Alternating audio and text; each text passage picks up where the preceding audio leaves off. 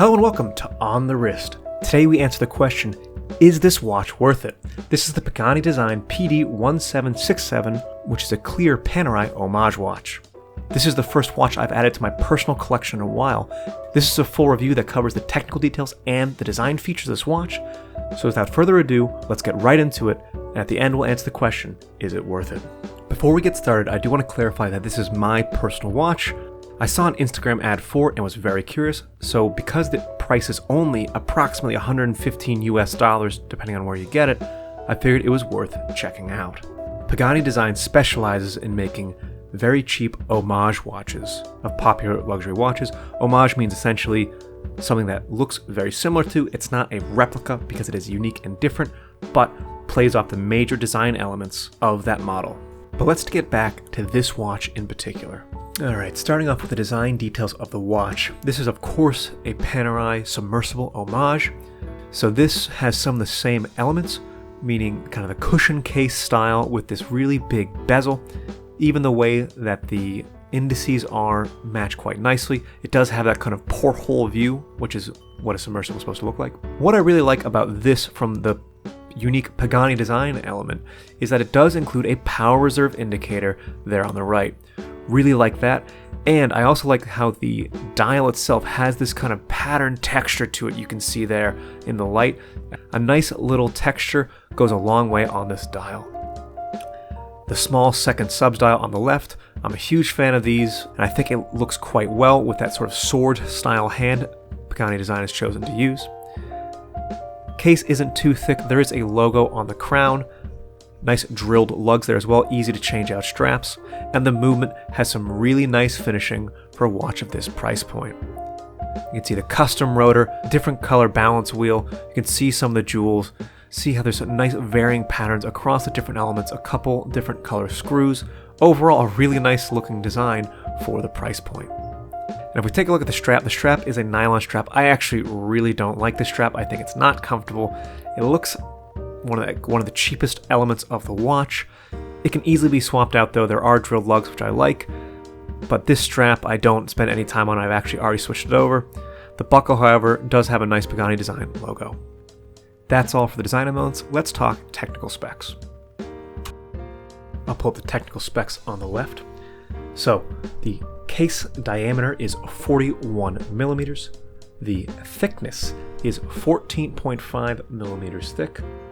The lug width is 22 millimeters, and the crystal is a kind of curved sapphire crystal. And the movement is a caliber 2C10 automatic.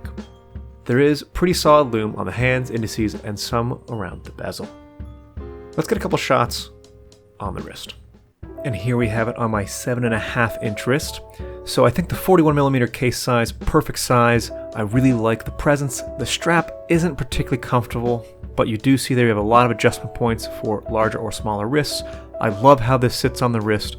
The case thickness is a little bigger than I normally like, but the presence on the wrist is noticeable. It looks so great in the light, and the fact that the dial has those smaller subdials really adds some excitement. Here I have it on my gray and black NATO strap. This is my preferred way to wear it, much more comfortable than the strap it comes with. I think it's a fun way to wear it, and easy to swap out for other colored NATOs as I see fit. Very, very comfortable, and just a great looking watch overall. Alright, and even though this watch is only about $115 US, I do want to point out a couple of the lower quality features. First off, the bezel is very, very loose. Yeah, it clicks around, but it has a lot of play each click. Now, if I come to the back here, you'll see there's a slight discoloration by the crown there. This is supposed to be stainless steel, and I'm not quite sure if that's rust. I don't know what it is. I've tried scratching it off. It's not coming off. It's definitely some kind of discoloration on the metal, and so not really great. I'm going to keep an eye on it. If it starts expanding more and more, I'll know it's rust, but I can't quite tell at this time. In general, the finishing on the movement is okay from afar, but when you get much closer, like that, for example, that gear there, that looks, it's a bit questionable.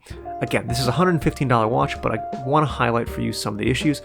Also here on this lug, you can see machining marks on the left one there. Clearly is wider than the one on the right, and I think that's a manufacturing defect. It didn't get machined properly. And also, in the slots here to remove the case back, there's the same thing, kind of the tooling machine wasn't set up properly and left some non-conformities. Also, this isn't necessarily a flaw, but I just visually don't like it. Having the Pagani Design on the side of the watch, it's the side that faces you when you're wearing it. I know I'm wearing Pagani Design and I don't need to be reminded of it. Visually, I'm just not a fan of it. A really important one though is the lack of finishing on this part of the case. You can see in the center there by the lug, it's almost like they forgot to properly finish it. It's clear on each one by where the lugs are put on. I think maybe it's because they welded the lugs on and then didn't properly finish it. I don't know, but it looks, when you see it, you can't unsee it. The finishing on the rest of the case is pretty good, but in those areas it's just literally non-existent.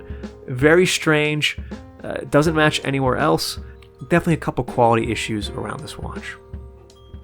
So, we now come to the question, is it worth it? So this watch definitely has a number of quality issues. Some things I can't ignore, like those unfinished sections, are really quite bad. Once you notice it, it's so hard to look away.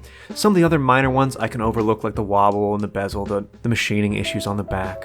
Even the discoloration I think I could get over at this price point. I do think the specs of the actual watch are great for the value, automatic movement, exhibition back, pretty solid aesthetic design as well. So for me, yes, this watch is absolutely worth it. I bought it as kind of a beater watch, something I could just throw on, not really care about if I damaged, just because I love the kind of, Panerai Homage look. If you're looking for something that is super high quality for that money, this might not be for you. I do think Pagani Design has higher quality pieces than this, like for example the PD1767 Tiffany Blue Rolex Homage I have that a video will appear for up in the corner of the screen. Super high quality. No issues like this. That one is actually higher quality than this one and it's less cost on their website. This case shapes and layout is kind of new for them, so I think it might be some growing pains with this particular product line. So overall, I'd say yes. It's $115, solid watch, definitely has some issues, but for me, absolutely worth it. But I'd love to hear what you think. Let me know down in the comments below. Do you like the look of the watch? Could you get over these quality issues for the price? Let me know down in the comments. I'd love to hear what you have to say. That's all for me today. This has been On The Wrist. Thank you for watching.